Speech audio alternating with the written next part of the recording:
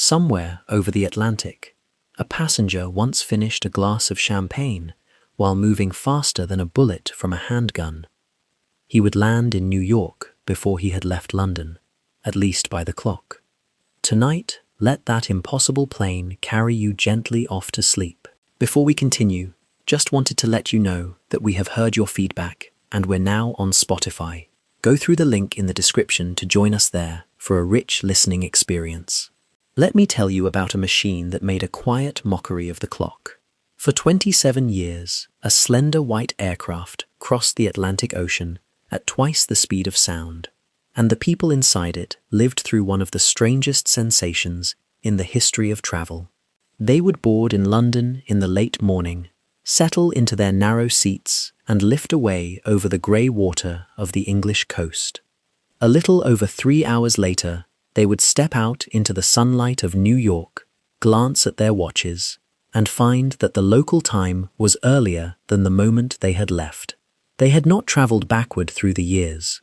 They had simply moved west faster than the sun could slide across the sky, and for one afternoon they had won a small, gentle race against the turning of the world. The aircraft was called Concorde, and even now, more than 20 years after the last one landed, nothing quite like it has flown a paying passenger since. Close your eyes for a moment and picture it. A long, white body, thin as a heron, with a nose that came to a fine point, and wings that swept back in a soft curve, more like the shape of a folded paper glider than anything you would expect to carry 100 people. It did not look heavy. It looked as though someone had drawn the idea of speed on a page, and then, somehow, coaxed it into the air.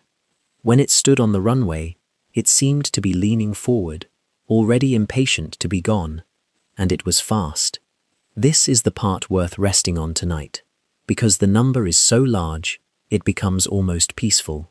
Concorde cruised at around 1,354 miles per hour. That is Mach 2.04.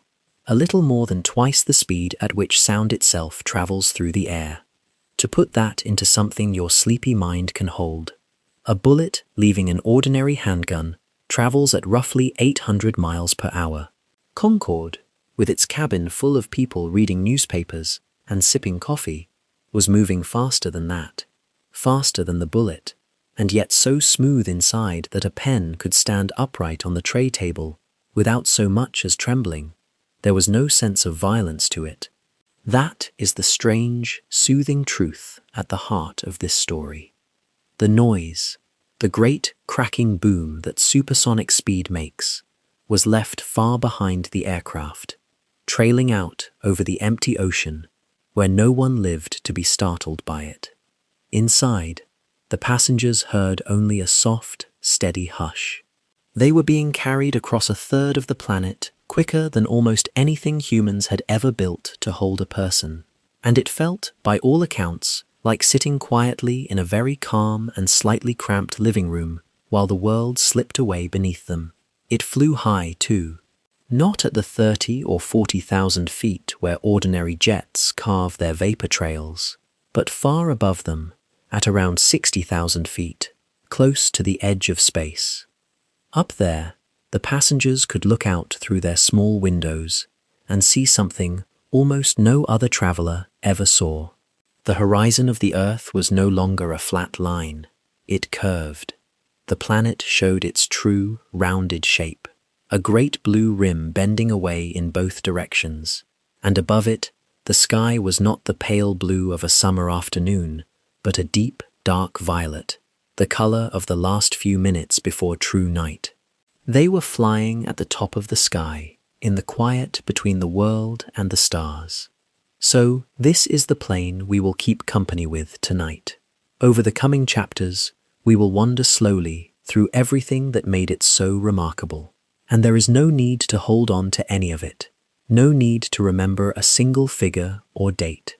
Let the facts arrive softly and pass on, the way a familiar road passes by a car window when you are half asleep in the back seat and someone you trust is doing the driving.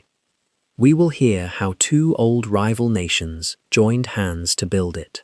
We will follow its very first flight, watch the way its nose bowed down like a resting bird, and learn how the whole aircraft grew warm and stretched longer in the air before shrinking quietly back on the ground. We will step inside the slender cabin, sit with the kings and film stars who once filled its seats, and finally watch the fleet come home to rest at the very end. For now, though, there is nothing to do. Simply let yourself settle. Feel the weight of the day leaving your shoulders, one slow breath at a time. Somewhere far above the Atlantic, a beautiful white aircraft is climbing into a darkening sky, moving faster than a bullet, quiet as a thought, carrying its passengers gently toward tomorrow. And it is going to carry you there too. Before it could outrun the sun, someone first had to agree to build it, and that turned out to be harder than the engineering. Britain and France had spent the better part of 1,000 years as rivals. They had fought wars, burned each other's ships, and eyed one another warily across the narrow stretch of sea that separates them. So it surprised almost everyone when, in the autumn of 1962, the two old adversaries sat down together and signed a treaty promising to build the fastest passenger aircraft the world had ever seen. Neither country could afford such a machine alone. The cost was frightening, the technology barely existed, and the risk of total failure was enormous. But together, sharing the burden and the glory in equal halves, they believed it might just be possible. The date was the 29th of November, 1962, and the agreement they signed was unusual in one quiet, deliberate way. It contained no clause allowing either nation to walk away. There was no escape hatch, no polite exit, no way for a future government to change its mind and cancel the whole thing. And that mattered enormously, because over the years that followed, plenty of people on both sides of the sea would try very hard to kill the project. Politicians grumbled about the ballooning cost. Newspapers called it a flying white elephant. Again and again, the aircraft came close to being scrapped. But every time, someone would reach for that treaty, point to the missing exit clause, and remind everyone that a promise had been made, in writing, that could not simply be torn up. In a strange way, the aircraft survived not only because it was brilliant, but because the two nations had bound themselves together so tightly that neither could let go. They needed a name for it, and here the story becomes rather charming. They chose a word that exists in both languages and means almost exactly the same thing in each. In French and in English alike, it speaks of agreement, of harmony, of two things coming together as one. It was, quite simply, the perfect name for a machine built by two former enemies who had decided, for once, to work in step. The French spelled it with a soft letter at the end, and this is where a small, very human quarrel began. The British, feeling proud and perhaps a little prickly, decided to drop that final letter and spell the name their own way, without the French flourish. For a while, the two countries could not even agree on how to write the name of the aircraft they were building together, which rather undermined the whole point of it. This went on until 1967, when the British Minister of Technology, a man named Tony Benn, quietly announced that Britain would restore the missing letter after all, to honour the partnership.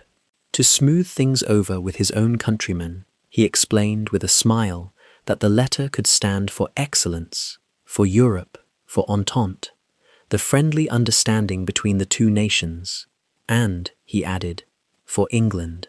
He soon received a sharp letter from a proud Scotsman, pointing out that a great deal of the aircraft, including its engines, was being built in Scotland. So how dare he claim the letter stood only for England? Ben, who had a good sense of humour, replied that the gentleman was quite right, and that the letter could just as easily stand for the French word for Scotland. It was a small joke, but it captured something true. This was an aircraft that belonged to no single place and no single pride. It was English and French and Scottish all at once, stitched together out of factories and workshops scattered across 2 countries. And its very name was a daily reminder that it had been made by people choosing, deliberately, to get along. There is something soothing in that, if you let yourself sit with it. We are so used to hearing about the ways nations pull apart. Here, for once, is the opposite. 2 proud, stubborn, historically hostile countries decided to pool their cleverest engineers, their money, and their reputations, and to point all of it at a single shared dream of flying faster than sound. They argued about spelling. They argued about cost. They very nearly gave up more than once. And yet, in the end, they built the thing. Every component that would later carry passengers gently across the ocean at twice the speed of sound began here, in this improbable handshake. The delicate white nose, the sweeping wings, the powerful engines humming in the dark, all of it traced back to a treaty with no way out and a name that meant harmony. Long before the first bolt was tightened or the first wing was shaped, the aircraft already carried a kind of quiet hope built into it. The idea that things which seem impossible become possible the moment people stop working against each other and start working together. So as you settle a little deeper now, hold on to that gentle beginning. 2 nations, 1 promise, and a beautiful machine that did not yet exist but was already, in a sense, alive in the imagination of thousands of people.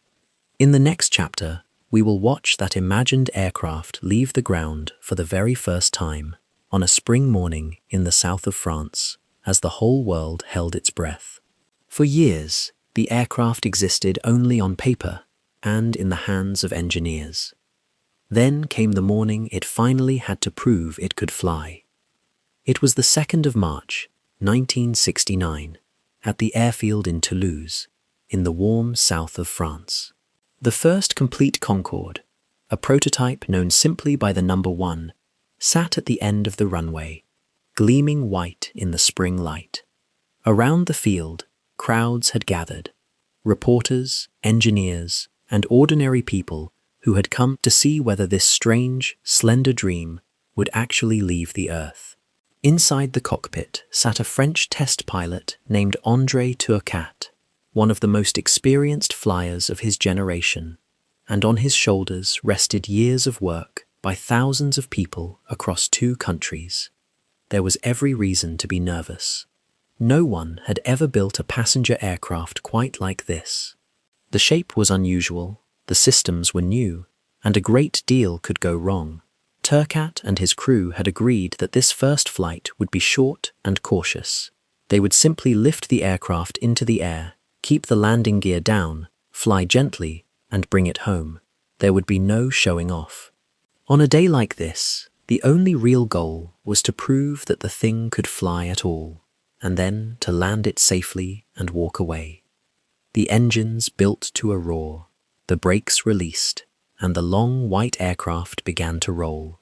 It gathered speed down the runway, faster and faster, and then, softly, the nose lifted and the wheels left the ground. For the first time in history, a Concorde was flying. The flight lasted only a matter of minutes, a careful loop over the French countryside. But when the aircraft touched down again and rolled to a stop, Turcat climbed out and delivered a line that has been remembered ever since. "The big bird," he said, "flies." And one could almost say now that it flies rather well. After all the years of doubt and argument and expense, the machine had proven it belonged in the sky. A few weeks later, on the 9th of April, the British-built prototype took to the air for the first time, lifting away from Filton, near Bristol, in England. Now both halves of the partnership had aircraft flying, one from each country, exactly as the treaty had promised. The dream was no longer a drawing. It was a real thing, humming through the air on 2 sides of the sea. But flying gently over the countryside was one thing. Flying faster than sound was another entirely, And that was the whole point of the aircraft. So the testing continued, patiently and carefully, for month after month. Later that same year, in the autumn of 1969, Concorde pushed past the speed of sound for the very first time, sliding through the invisible barrier that had once been thought almost impossible to cross safely with passengers aboard. The following year, it reached its intended cruising speed, twice the speed of sound, and held it steadily, proving that a cabin full of people really could be carried along at such a pace without harm or hardship. Then came one of the most poetic milestones of all. In the autumn of 1973, a Concorde crossed the Atlantic Ocean for the first time, tracing the very route it would one day fly with passengers, connecting the old world and the new in a fraction of the usual time. The ocean that had once taken sailing ships weeks to cross, and modern jets many hours, could now be spanned in an afternoon. The aircraft was doing, in reality, everything its creators had promised it would do, and still it was not yet ready to carry paying passengers. Testing an aircraft to the standard required to trust it with human lives is a long and unglamorous business, full of checks and refinements and quiet corrections. It took several more years of work before the authorities in both countries were satisfied that Concorde was not only fast, but safe, comfortable, and reliable enough to sell tickets on. That day finally arrived on the 21st of January, 1976. On that single morning, two Concordes took off almost at the same moment, one operated by British Airways, the other by Air France, launching the world's first regular supersonic passenger service. From that day forward, an ordinary traveler with a ticket could step aboard and be carried across continents and oceans faster than a rifle range full of gunfire, in calm and quiet luxury. Nearly 14 years had passed since two rival nations signed a treaty with no way out.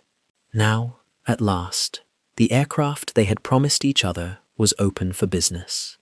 It is worth resting here for a moment on how patient it all was. We tend to imagine great inventions arriving in a single flash of brilliance. The truth is almost always slower and gentler than that. A first cautious hop over a French field, a first crossing of an ocean, years of quiet, careful work in between, thousands of small problems solved one at a time by people you will never hear named. And out of all that patience, something extraordinary was born. In the next chapter, we will look closely at the aircraft itself, at the strange and beautiful shape that let it move so fast, and discover why a passenger jet ended up looking more like a folded paper glider than anything else in the sky. Look at almost any airliner, and you will see the same basic design. A long tube for a body, a pair of wings sticking straight out from the sides, and a tail at the back with fins for balance. Concorde threw nearly all of that away. It had no wings in the ordinary sense, no long straight arms reaching out to catch the air. Instead, its entire rear half seemed to melt into a single great triangle, a wing that swept back from the nose in a long, curving line and stretched almost the full length of the aircraft.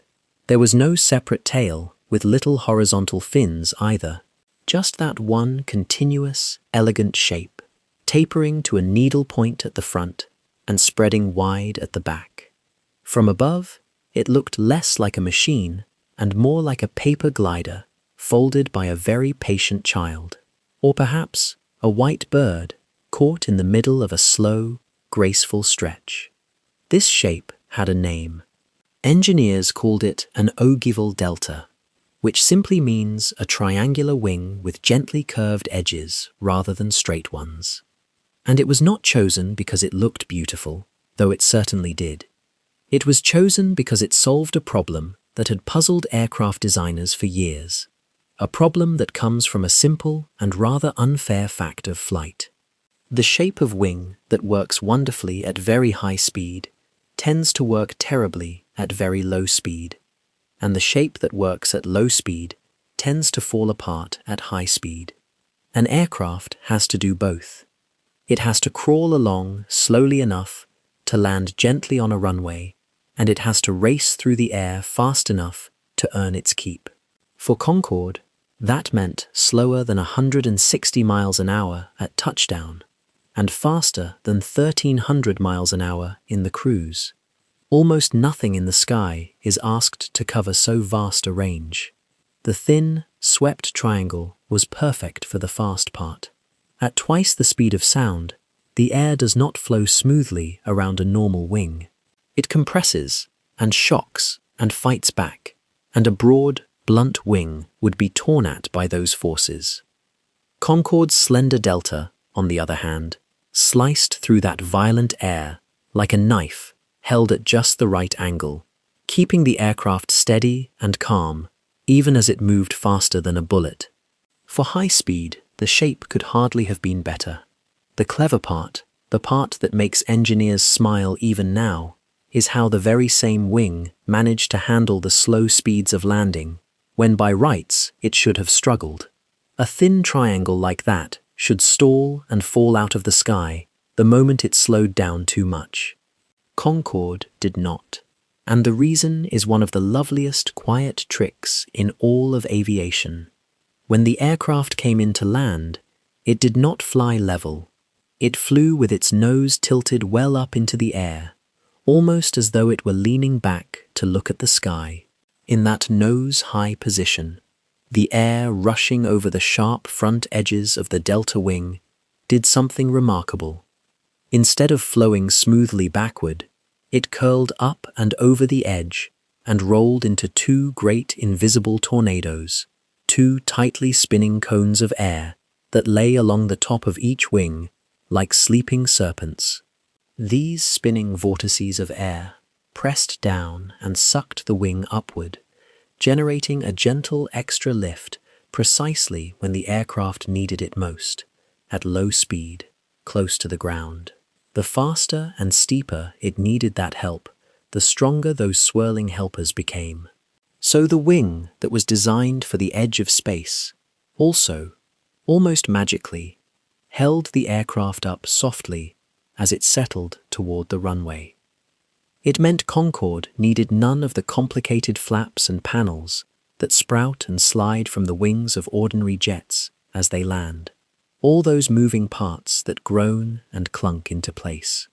Its wing was smooth and clean and simple, a single unbroken curve doing two completely opposite jobs, trusting entirely to its shape and to those invisible tornadoes of air. Simplicity, in the end, hiding a very deep cleverness. There is a lesson tucked inside that shape, if you want one to settle your mind around tonight. The most elegant solutions are rarely the most complicated. The engineers could have bolted on more and more machinery to force a stubborn wing to behave. Instead, they found a single, quiet form that did everything they asked, gracefully, with almost no moving parts at all. The beauty of Concorde was not decoration. Its beauty was the outward sign of a problem solved so thoroughly that nothing needed to be added and nothing could be taken away. So the next time you picture it, resting there in your mind, see that long white triangle for what it truly was. Not just a pretty aircraft, but an answer, drawn in metal, to one of the hardest questions in flight. A shape that could carry you at the speed of a bullet through the thin, cold air near space, and then, minutes later, lower you softly onto a runway on a bed of invisible, spinning air. In the next chapter, we will look at the one part of that sleek design that actually moved, the aircraft's most famous feature of all. For this beautiful bird, in order to see where it was going, had to learn to bow its head. That beautiful triangular wing came with a hidden cost, and solving it gave Concorde the single most charming feature it ever had. Remember how the aircraft came in to land, tilted nose high, leaning back so that its wings could gather those invisible tornadoes of lift. That posture kept it flying softly at low speed, but it created an obvious problem. When the nose of the aircraft is pointed up toward the sky, the pilots, sitting just behind that long, pointed nose, cannot see the runway in front of them, and a pilot who cannot see the runway cannot land safely on it. The very shape that made Concorde fly so well at low speed also blindfolded the people flying it, at exactly the moment they most needed their eyes. To make matters worse, that nose had to be sharp. At twice the speed of sound, a blunt, rounded nose like the one on an ordinary jet would have created enormous resistance, slowing the aircraft and heating it terribly. Concorde needed a long, fine, tapering point to slip cleanly through the air, but a long, fine point, tilted upward on landing, sat squarely between the pilots and the ground, like holding a spear in front of your face and trying to read a book behind it. The engineers had built the perfect nose for going fast and the worst possible nose for landing, all in the same piece of metal. The solution they found was so simple and so full of character that it became the thing people remember most fondly about the whole aircraft. If the nose was in the way, then the nose would move. They designed it to hinge so that the entire pointed front section could bow gently downward, dropping out of the pilot's line of sight and letting them look clearly ahead at the approaching runway. When speed no longer mattered and visibility did, Concorde simply lowered its head. It did this in stages, like a careful, well-mannered creature. For taxiing on the ground and for takeoff, the nose lowered by a small amount, just enough for the crew to see their way. For landing, when the aircraft was leaning back most steeply and clear vision mattered most, the nose bowed further still, tilting down by about 12.5 degrees, a deep and deliberate stoop that opened up the whole view of the runway below. And once the aircraft was safely up and cruising, the nose rose smoothly back to its sleek, level position, sealing the aircraft back into its perfect high-speed shape. There was a second clever piece to it too. In front of the cockpit windows sat a clear panel, a kind of movable visor that could slide up to shield the glass at high speed and protect it from the fierce heat and pressure of supersonic flight. Then, retract down out of the way when the crew needed the clearest possible view for landing. Nose and visor worked together, the aircraft opening its eyes as it slowed and closing them again as it sped up. To anyone watching from an airport terminal, the effect was unforgettable. A great white aircraft would come sweeping down out of the sky, and as it drew close to the ground, its long nose would slowly, gracefully bow, as though the machine were lowering its head in a gesture of respect, or peering down to find its footing, like a heron stepping carefully into shallow water. People who saw it never quite forgot the sight. It gave the aircraft something almost alive, a small piece of body language, a nod of the head at the beginning and end of every journey. Most machines are simply machines. Concorde, with its bowing nose, seemed for a moment to have manners, and it was not decoration or showmanship. Every part of that movement had a reason. The sharp nose earned its speed, the drooping nose earned its safe landings. The retracting visor protected the glass and then cleared the view. Nothing about it was there to impress. It impressed anyway, precisely because it was so honestly practical, a real solution to a real problem, carried out with unexpected grace. There is a gentle kind of wisdom in that image, worth holding on to as you rest. Here was one of the fastest machines ever built, capable of tearing through the sky faster than a bullet. And yet the thing people loved most about it was the moment it slowed down, grew humble, and bowed its head to see the ground clearly. Speed was its purpose, but that small, careful nod was its charm. It knew when to race, and it knew when to slow down and look where it was going, which is a balance a great many of us spend our whole lives trying to find. So picture it once more, drawing near a runway in the soft light of evening, the engines easing back to a low murmur, the wings gathering their quiet swirls of air, And that long white nose, tilting gently downward, bowing its head as the aircraft settles toward home. There is something deeply restful in a machine that knows how to slow itself down. In the next chapter, we will return to the other side of Concorde's nature, the side that gave this whole story its name. We will stand, for a while, inside the moment when this graceful bird was moving at its absolute fastest, faster than a fired bullet, and discover just how calm and quiet that impossible speed truly felt from within. Now we come to the heart of it, the fact that gives this whole story its name. Concorde, with a cabin full of ordinary people, flew faster than a bullet. That sounds like the sort of thing someone made up for effect. So let us walk through it slowly and gently, because the truth is even better than the boast. When the aircraft settled into its long cruise across the ocean, it moved at about 1,354 miles per hour. Engineers measured its speed against the speed of sound and called it Mach 2.04, which means it was flying a little more than twice as fast as sound itself can travel through the air. If you prefer to picture it in feet per second, the way people who study bullets often do, Concorde was covering close to 2,000 feet in a single second. In the time it takes to say the word Concorde out loud, the aircraft had already crossed the length of several football fields. Now hold that number next to a bullet. A bullet fired from an ordinary handgun leaves the barrel at somewhere around 1,100 to 1,200 feet per second, which works out to roughly 800 miles per hour. That is fast enough that the eye can never hope to follow it. And yet Concorde, carrying 100 people, their luggage, their meals, and their drinks, was moving faster than that.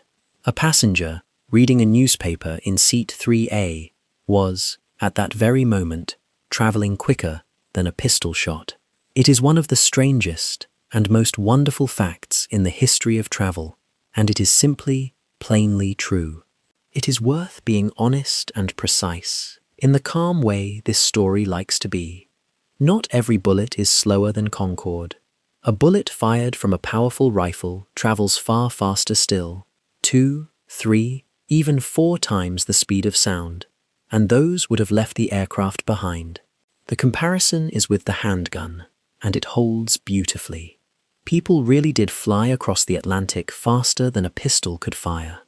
The claim is not a trick of words. It is measured, checked, and real.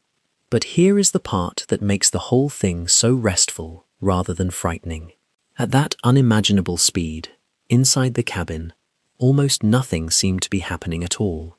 There was no roaring wind, no rattling, no sense of being flung across the sky.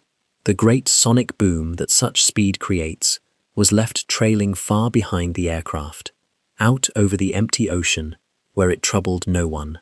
Inside, the passengers heard only a soft and steady hush, quieter in many ways than an ordinary jet. A pen left standing on the little tray table would not fall over. A glass of wine sat perfectly still, its surface smooth as a pond. People chatted, dozed, and read exactly as they might in any comfortable room, entirely unaware, unless they thought about it, that they were slicing through the thin air near the edge of space, faster than a fired round of ammunition. To help them believe it, the aircraft gave them a small gift. At the front of the cabin, where everyone could see it, glowed a simple display showing the aircraft's speed as a number. As Concorde climbed and accelerated, that number would creep upward, past the speed of sound, on, until at last it settled and held steady at Mach 2.0. Passengers would nudge one another and point. Cameras would come out.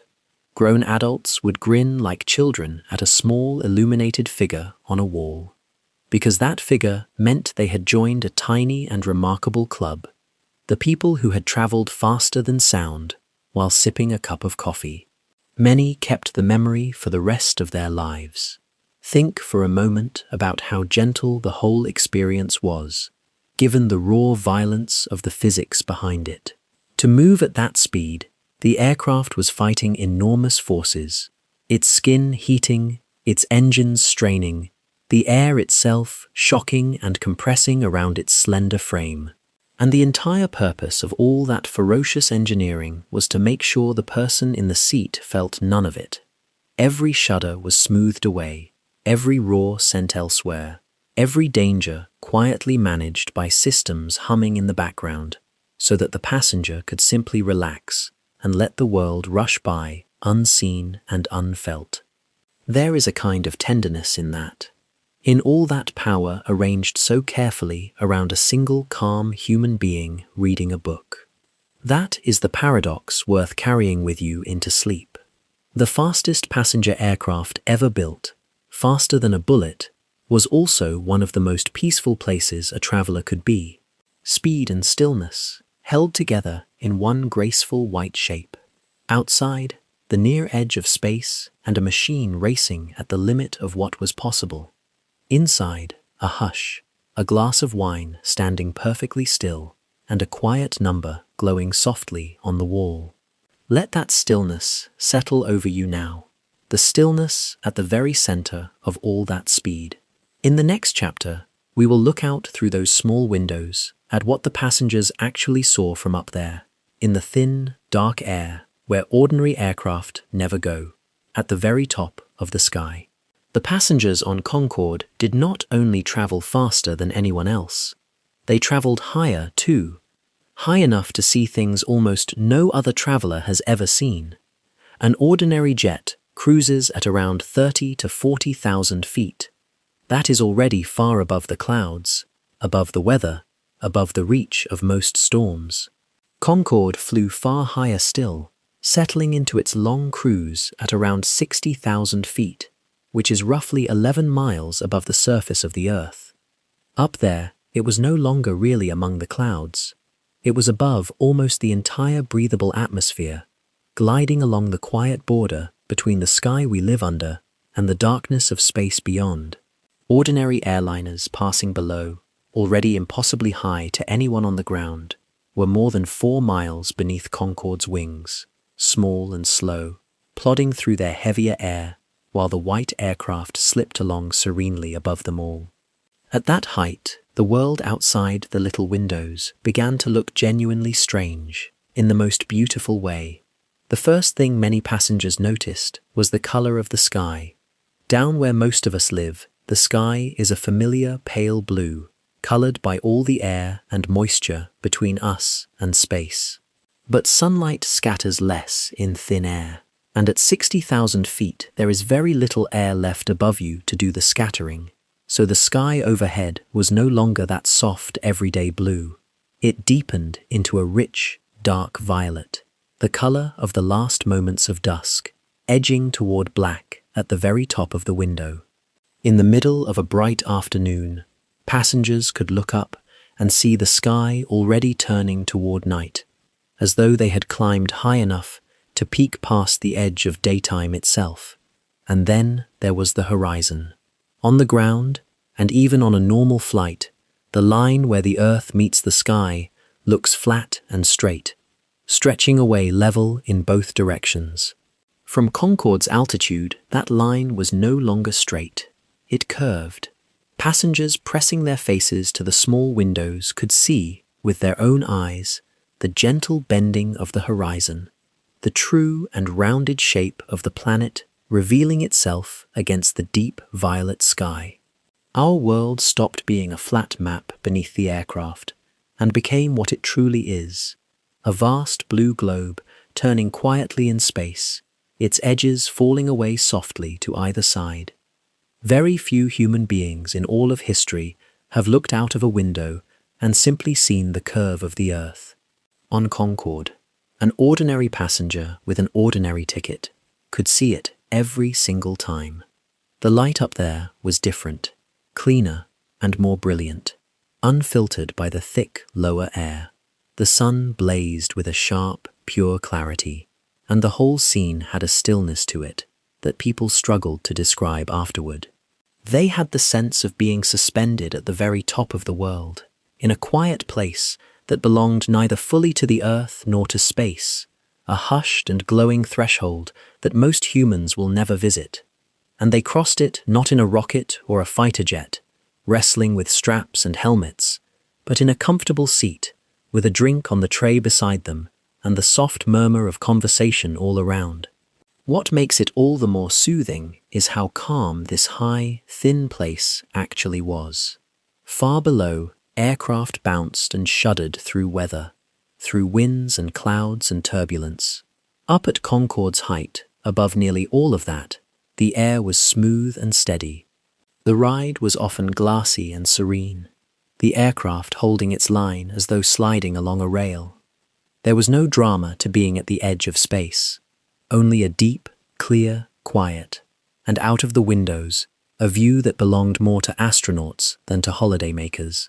Inside, of course, the passengers were kept perfectly comfortable, the cabin gently pressurized and warmed, so that this hostile, freezing, near-airless height felt like nothing more than a cozy room with an extraordinary view. Outside the glass, the temperature was far below freezing, and the air too thin to breathe. Inside, someone was refilling a coffee cup. The whole aircraft was, in a sense, a small, warm bubble of ordinary life, carried up to a place where ordinary life had no business being, and holding it there safely, calmly, for hours at a time. There is something wonderfully restful in that picture, and it is a good one to sink into now. Imagine yourself in that seat, the engines a distant, steady hum, the cabin warm and dim, and beyond the small window, the sky darkening to violet above you, the sun burning clear and bright, and the great curved edge of the earth bending softly away in both directions, further than the eye can follow. You are higher than the weather, higher than the clouds, higher than almost anyone has ever flown in comfort, and you are perfectly, completely safe, held in a warm room at the top of the world. In the next chapter, we will come back inside the aircraft itself and learn one of its most surprising secrets. For this beautiful machine, flying so fast through the thin air, did something that seems almost impossible for a thing made of solid metal. As it flew, quietly and gently, it grew. Here is something that sounds impossible and is completely true. While it was flying, Concorde grew longer. The solid metal aircraft, tens of millions of parts, held rigidly together, stretched in the air, and then shrank quietly back on the ground. To understand why, we have to think about what happens when anything moves that fast through the air. We tend to imagine the sky at high altitude as cold, and it is. Outside Concorde's windows, the air was far below freezing. But speed changes everything. When the aircraft tore through that thin, icy air, faster than a bullet, the air could not simply slip out of the way in time. It piled up and rubbed against the skin of the aircraft, compressing and dragging, and that friction created heat, a great deal of heat. The faster you push through air, the hotter your surface becomes, and Concorde was pushing harder than almost anything else that carried people. The result was that the outer skin of the aircraft, especially at the sharp nose where the air struck first and hardest, warmed up dramatically during flight. The very tip of the nose could reach temperatures well above the boiling point of water, hot enough that you could not have held your bare hand against it. Along the sides of the fuselage, the metal grew pleasantly warm too. In fact, passengers sitting near the rear of the cabin sometimes reached out and touched the wall or the window beside them and found it noticeably warm to the touch, gently heated by the friction of the sky, rushing past just inches away. They were sitting inside a machine whose skin was being warmed by nothing more than the speed of its own passage through the air. And metal, like most things, expands when it heats up. Warm it, and it grows a little larger. Cool it, and it shrinks back. This is true of a spoon in hot tea, and it was true of an entire aircraft flying at twice the speed of sound. As Concorde's long body heated up in the cruise, all that warmed metal expanded, and the aircraft physically stretched. From nose to tail, the fuselage grew longer in flight, by as much as 10 inches. That is nearly a foot of extra length, appearing gently along the aircraft, simply because it was flying fast enough to warm its own skin, and then vanishing again, slowly, as the aircraft cooled after landing. The machine breathed. It swelled in the heat of speed and settled back down in the cool of the ground, over and over, thousands of times across its long career. The engineers, of course, knew this would happen, and they built the aircraft to expect it. They designed the structure so that it could stretch and shrink safely, again and again, without ever weakening or cracking. Where different parts met, they left room for that movement, small gaps and flexible joints that opened as the aircraft warmed and closed again as it cooled, so that the growing and shrinking did the machine no harm at all. What might sound alarming, an aircraft changing size in mid-air, was in truth one of the many quiet things Concorde did, perfectly, every single flight, entirely on purpose. And out of this strange fact came one of the most beloved little stories in all of Concorde's history, a story the flight crews told for years. Up on the flight deck, at the station where the flight engineer sat monitoring the aircraft's systems, one of those gaps would open up during the cruise as the aircraft heated and stretched. A small space would appear behind the engineer's console, a slot that simply was not there on the ground. It became a quiet tradition among some crews to slide a cap, a flight engineer's hat, into that gap while the aircraft was warm and flying fast. It sat there through the cruise, tucked into a space created by the aircraft's own expansion.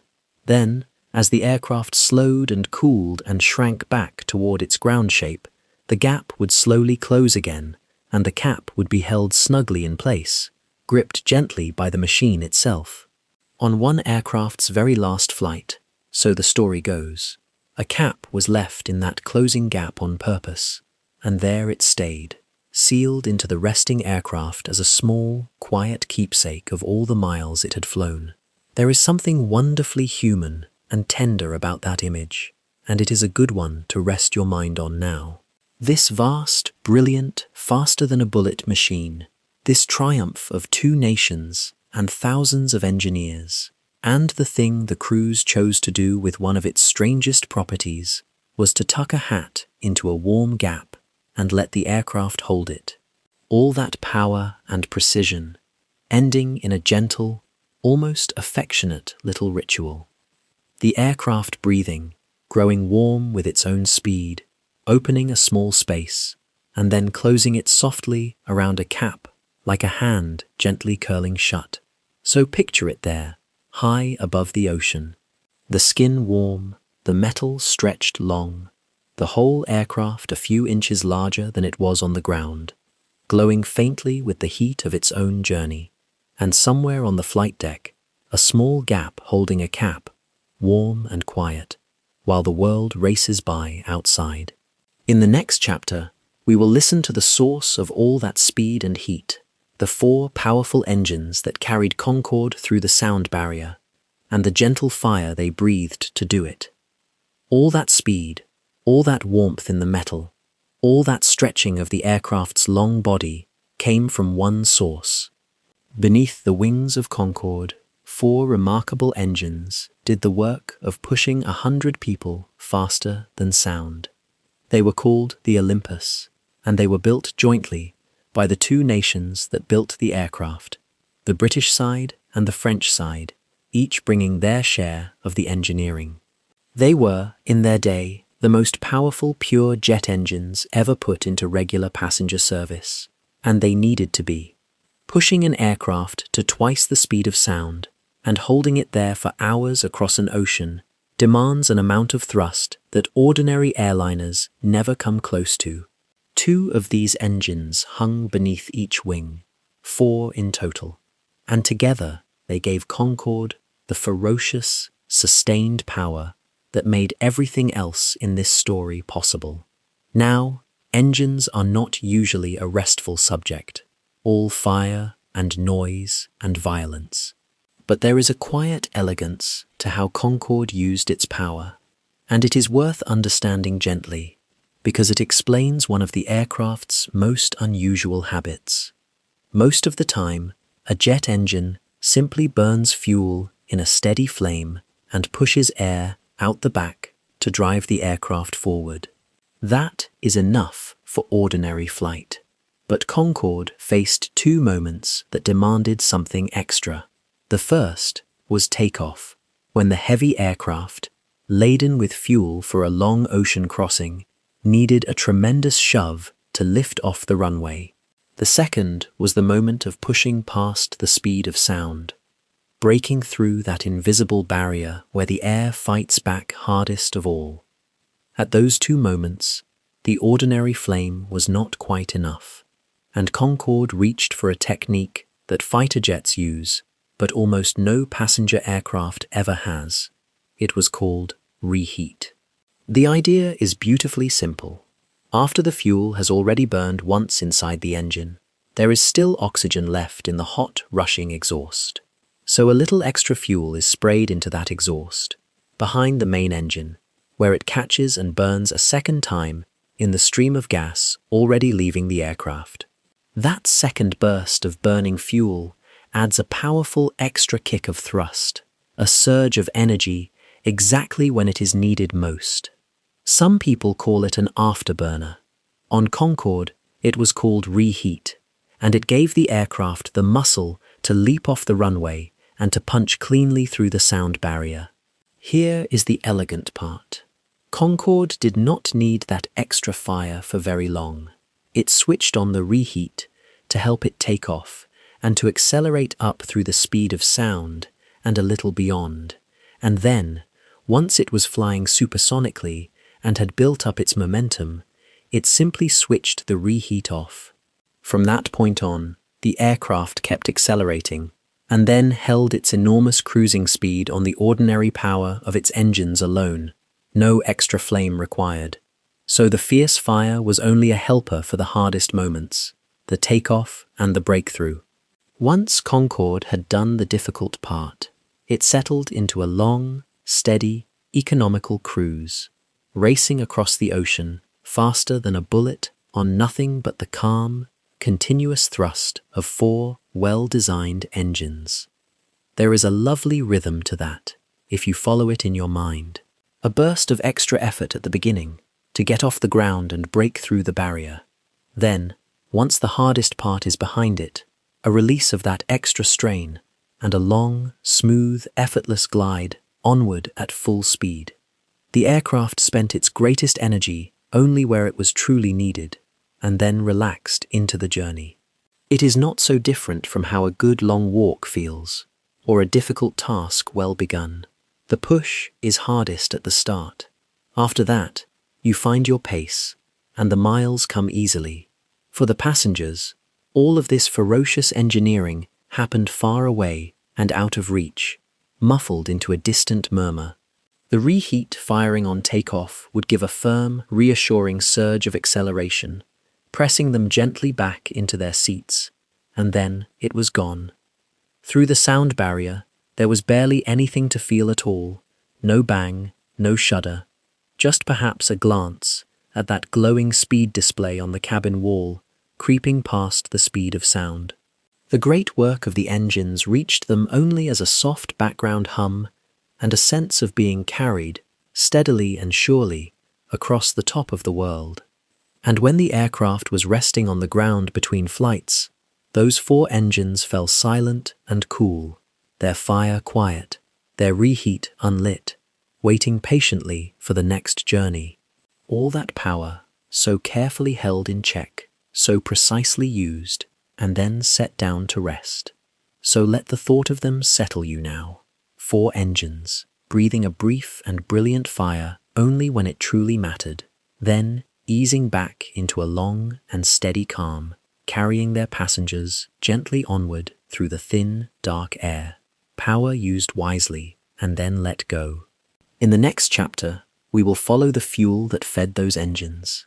and discover the quiet, hidden secret it held. For on Concorde, the fuel did not only power the aircraft, it moved, silently, through the wings, to keep the whole machine in perfect balance. The fuel that fed those 4 engines did far more than simply burn. On Concorde, the fuel led a quiet, double life, moving through the aircraft in secret to keep the whole machine perfectly balanced, and cooling it from the inside as it went. To understand the first of these hidden jobs, we have to know about a strange thing that happens to an aircraft when it goes supersonic. Every flying machine balances on an invisible point, the place where all its lift seems to act, holding it steady in the air. On an ordinary aircraft, that point stays more or less in the same place throughout the flight, and balancing the machine is a fairly settled affair. But when an aircraft crosses the speed of sound, the physics shift, and that invisible point of lift slides backward along the wing, moving toward the tail. Suddenly, the aircraft that was perfectly balanced a moment ago finds its lift pulling from a different place, and it becomes nose-heavy, wanting to tip forward. An aircraft that is out of balance is a difficult and tiring thing to fly, and correcting it clumsily wastes energy and speed. Concorde needed a way to shift its own balance to match the shifting lift, smoothly and precisely, as it accelerated through the sound barrier and back again. And the solution the engineers found was wonderfully clever. They used the fuel itself as a movable weight. Concorde carried an enormous quantity of fuel for its long ocean crossings, tons and tons of it, held in tanks spread throughout the wings and the body of the aircraft. Fuel is heavy, and a great deal of fuel is very heavy indeed. So the engineers built special tanks, including one far back near the tail, and a system of pumps that could move fuel from one part of the aircraft to another during flight. As Concorde accelerated and its point of lift slid backward, the crew pumped tons of fuel rearward toward the tail, shifting the aircraft's own center of weight backward to match. The heavy fuel sliding aft rebalanced the whole machine, keeping it trimmed and steady and easy to fly, perfectly counteracting the change that supersonic speed had brought. Then, when the aircraft slowed back down and the point of lift moved forward again, the crew pumped the fuel forward once more, restoring the balance for gentle, slower flight. Think about what that means. Deep inside the wings and body of the aircraft, unseen and unheard by anyone in the cabin, a great, silent tide of fuel was moving, flowing backward as the aircraft sped up, forward again as it slowed down, constantly and quietly rearranging the aircraft's own weight to keep it in perfect harmony with the forces acting on it. The passengers, sipping their drinks, had no idea that beneath and around them tons of liquid were shifting from one end of the aircraft to the other, holding everything in a delicate and invisible balance. The machine was, in a sense, gently rocking its own weight back and forth to stay steady, the way you might shift your feet without thinking to keep from tipping over. And the fuel had a second hidden job, just as quiet and just as clever. Remember how Concorde grew warm as it flew, its skin heated by friction, its whole body running hot with the effort of its speed. All that heat had to go somewhere, or the aircraft's systems and its cabin would grow uncomfortably warm. So the engineers used the coldest thing readily available on board to soak up that heat. They used the fuel. As the cool fuel moved through the aircraft on its way toward the engines, it absorbed heat from the cabin air and from the aircraft's working systems, carrying that warmth away and keeping everything at a comfortable temperature. The very same fuel that would soon burn in the engines first served as a kind of coolant, quietly drawing off the heat of high-speed flight before being consumed. Nothing was wasted. The fuel powered the aircraft, balanced the aircraft, and cooled the aircraft, all in one continuous, silent flow. There is something deeply satisfying about that, in the calm way that well-made things are satisfying. Nothing on Concorde had only a single purpose if it could be trusted with more. The fuel was not merely a store of energy waiting to be burned. It was also a shifting counterweight and a flowing coolant, doing 3 jobs at once, all without a single passenger ever noticing. Everything on the aircraft worked together, quietly, each part helping the others. A hidden cooperation running beneath the smooth surface of the flight, much like the 2 nations that had cooperated to build it in the first place. So as you settle now, picture that quiet inner life of the aircraft. Outside, the violet sky and the curved edge of the earth. Inside the cabin, warm and calm, a glass of wine standing perfectly still. And hidden in the wings and body all around, a slow, silent tide of fuel moving gently back and forth, keeping the whole beautiful machine in balance, cooling it as it flowed, holding everything steady, while 100 people rested and read and dozed, unaware, carried faster than a bullet through the thin, bright air. In the next chapter, we will step at last into that cabin ourselves, and see what it was truly like to travel inside this most extraordinary of aircraft. Step aboard at last, duck your head slightly under the low doorway, and find your seat. And almost at once, something small and surprising catches your eye. The window beside you is tiny. People who flew on Concorde for the first time nearly always remarked on it. They had expected something grand and futuristic, and here, beside their shoulder, was a little porthole no larger than a paperback book, barely bigger than the span of a hand. On any ordinary airliner, the windows are generous, wide enough to rest your whole face against and watch the world roll by. On Concorde, they were small, neat, and deliberately so. It looked almost like an oversight, a strange piece of meanness on an aircraft that spared no expense elsewhere. In truth, it was one of the most carefully considered safety decisions on the entire machine. To understand why, we have to remember just how high Concorde flew. At 60,000 feet, the air outside is desperately thin, far too thin for a person to breathe, and the pressure out there is almost nothing at all. Inside the cabin, meanwhile, the aircraft carefully kept the air thick, warm, and comfortable, pressurized so that the passengers felt as though they were sitting at a pleasant altitude rather than near the edge of space. That meant there was an enormous difference between the pressure inside the cabin and the near emptiness outside. The cabin was like a firmly inflated balloon, packed with comfortable air, floating in a place where there was hardly any air at all. Now imagine, in that situation, that a window were to fail. On an aircraft flying low, a broken window is a serious but survivable problem, because the air outside is still fairly thick, and the difference in pressure is modest.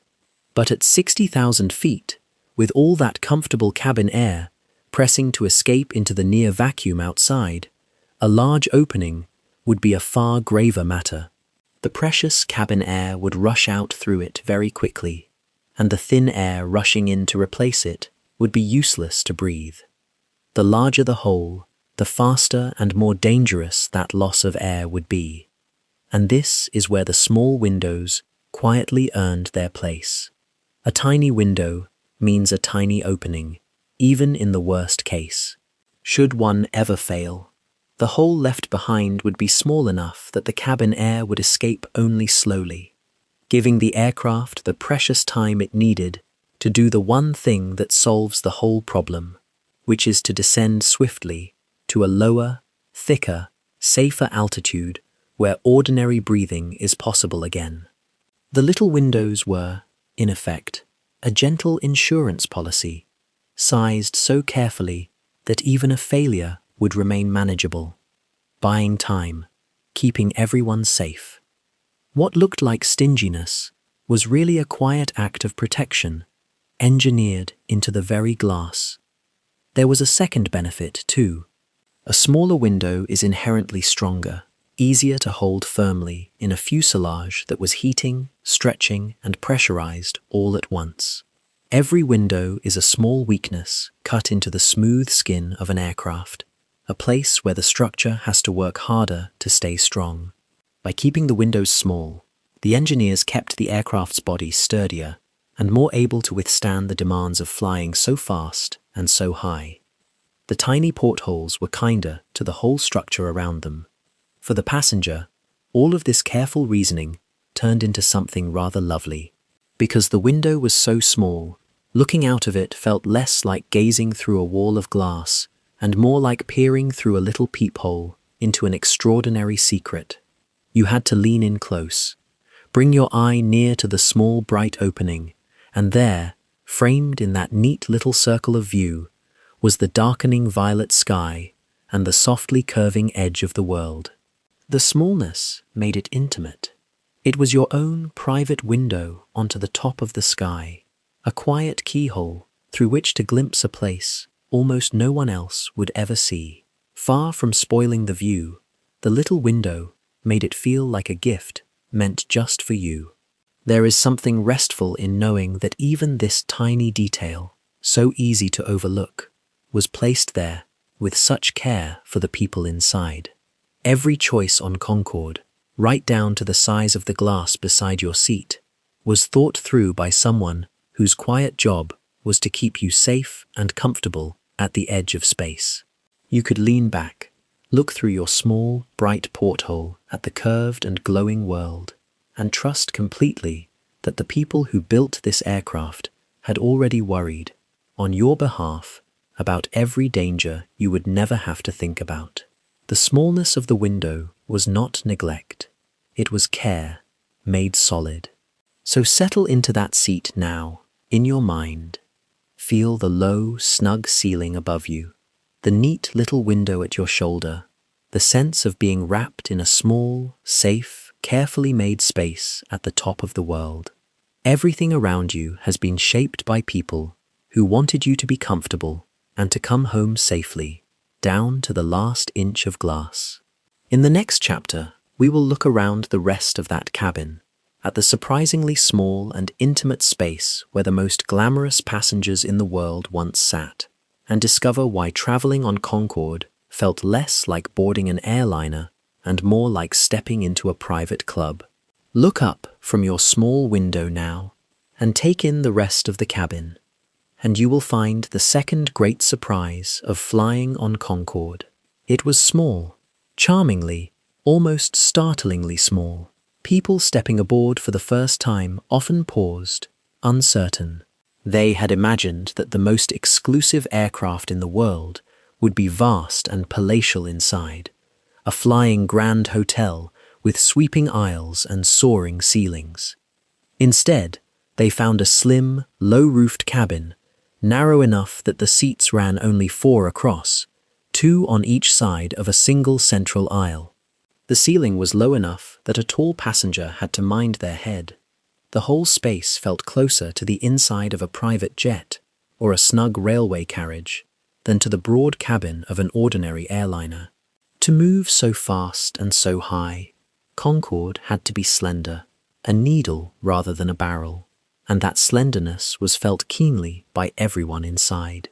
There was no room to spare, and none was wasted.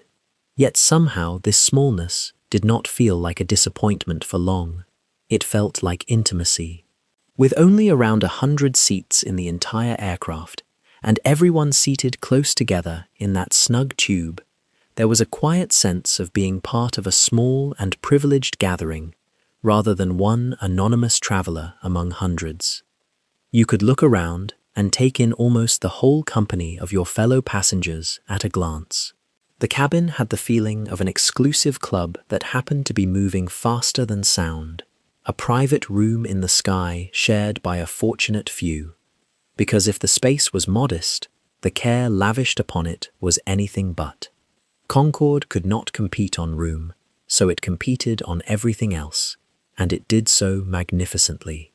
The service aboard was among the finest ever offered in the air. Passengers were welcomed with champagne, and attended by crews trained to an exacting standard. The meals were not the sad, rubbery trays of ordinary flights, but genuine fine dining, several thoughtful courses of it, served on elegant china with proper glassware and real silver. There was caviar and fine wine, delicate dishes prepared with real skill, and unhurried attention from a crew who had, after all, only 100 guests to look after. Every detail was chosen to make the passenger feel that they were somewhere extraordinary, because they were, and there was time enough to enjoy it, but only just, which was part of the charm. The whole crossing of the Atlantic took only a little over 3 hours, so the crew moved with a graceful efficiency, unfolding the entire experience of a luxurious meal and impeccable service into a window of time that, on any other aircraft, would barely have covered the drinks. Passengers sometimes remarked that the meal was still being cleared away as the descent began. You were meant to arrive not weary and crumpled from a long night in a cramped seat, but refreshed, well-fed, and faintly amazed, having crossed an ocean in the time it takes to enjoy a good dinner. The comfort was not only in the food and drink. The cabin itself was kept gently and carefully pleasant. Even at 60,000 feet, where the outside world was freezing and near airless, the inside was warm and softly lit. The air kept at a comfortable pressure, so that passengers felt none of the harshness of the altitude. You could loosen into your seat, warm and well-tended, and forget entirely that just beyond the thin wall at your shoulder lay the bitter cold and thin air of the edge of space. There is a gentle lesson tucked inside that small cabin, and it is a soothing one to rest on. We so often imagine that luxury means bigness, more room, more space, more grandeur. Concorde quietly disagreed. Its cabin was one of the smallest of any airliner, and yet it was among the most sought-after seats in the world, because true luxury turned out to be about care rather than size. It was the attention, the fine food, the champagne, the sense of being one of a small and cherished few, the feeling that every detail had been considered for your comfort. A modest space, filled with generosity, will always be worth more than a grand space filled with neglect. So picture yourself there now, seated in that snug and glowing cabin. The low ceiling close above you, a neat little window at your shoulder, a glass of something cold and bright on the tray before you, and the quiet murmur of a small company of travelers all around.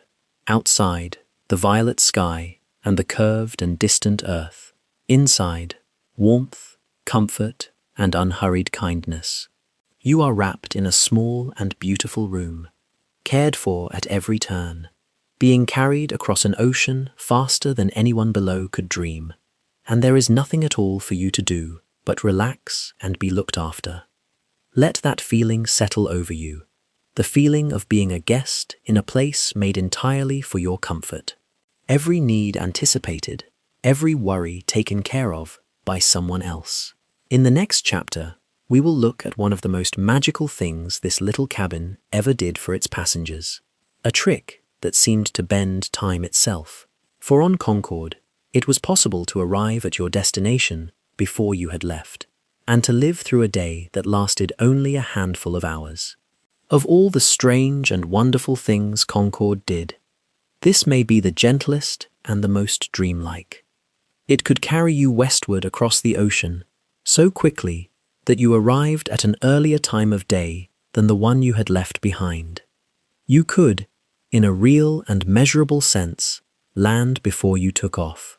This sounds like a riddle, but it rests on something simple, and it is worth walking through slowly, because there is a lovely calm in understanding it. The Earth is divided into time zones. As you travel west, the local clocks read earlier and earlier because you are chasing the sun across the sky, moving toward where the day is younger. London is several hours ahead of New York. When it is early evening in London, it is still early afternoon in New York, because New York, lying to the west, is living in an earlier part of the same day. Now, An ordinary aircraft flying from London to New York takes 7 or 8 hours. In that time, even as it flies west and gains those hours back, so much time passes that the traveler still lands later in the day than they departed. The clock at the destination has moved on further than the time zones gave back. But Concorde was not an ordinary aircraft. It made the same crossing in only around 3.5 hours. And that changes everything, because now the hours gained by flying west into earlier time zones were greater than the hours actually spent in the air. The result was pure magic, dressed as arithmetic.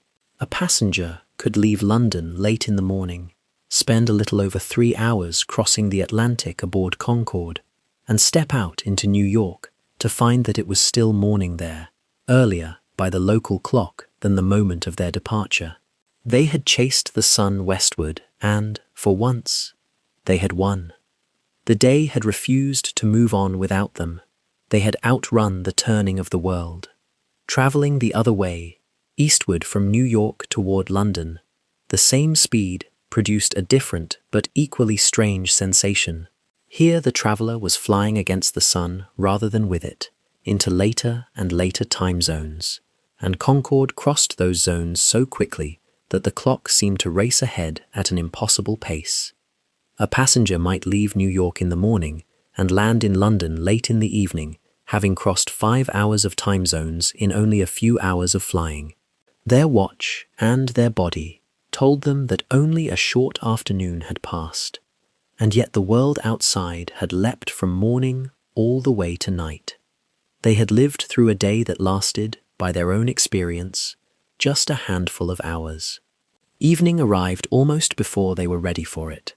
The compressed and gentle unreality of a day folded neatly in half. Passengers described the feeling in wondering terms afterward. There was a soft sense of unreality to it, of having quietly stepped outside the ordinary rules that govern everyone else's days.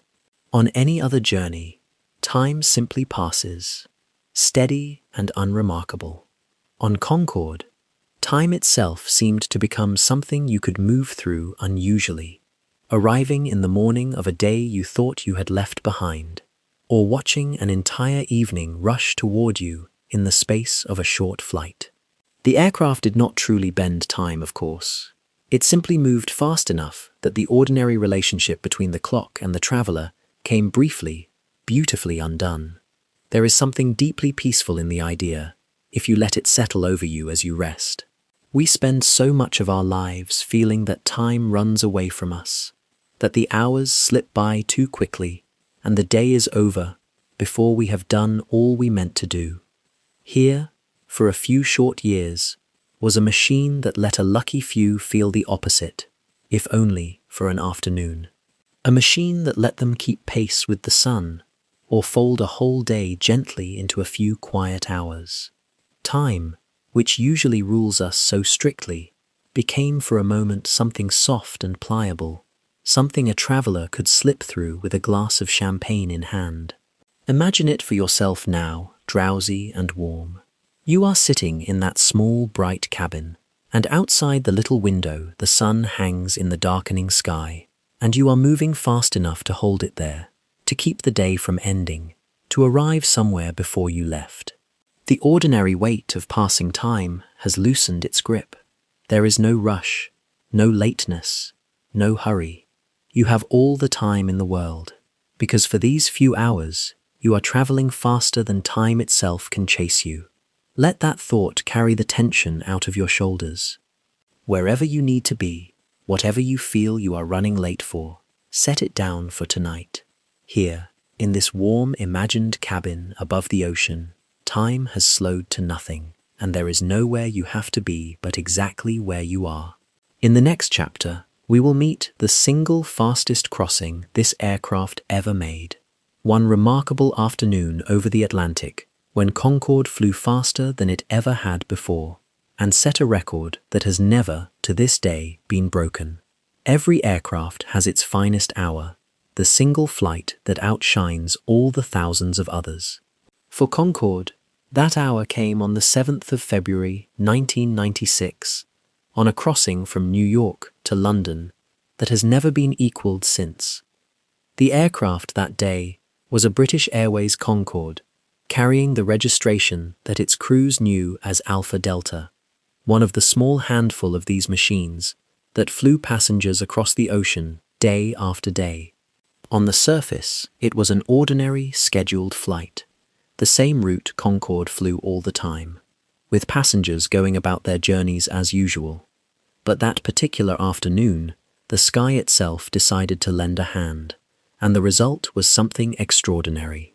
High over the Atlantic, there flow rivers of fast-moving air called jet streams, great ribbons of wind that snake around the planet at the altitudes where aircraft fly. When an aircraft traveling east catches one of these winds at its back, the wind adds its own speed to the aircraft's, pushing it along faster over the ground than it could ever manage on its own. On that February day, the jet stream was blowing with tremendous force, a tailwind of astonishing strength, well over 150 miles per hour, all of it flowing in exactly the direction Concorde was heading. The aircraft, already the fastest passenger machine ever built, now had a powerful wind lifting it onward from behind.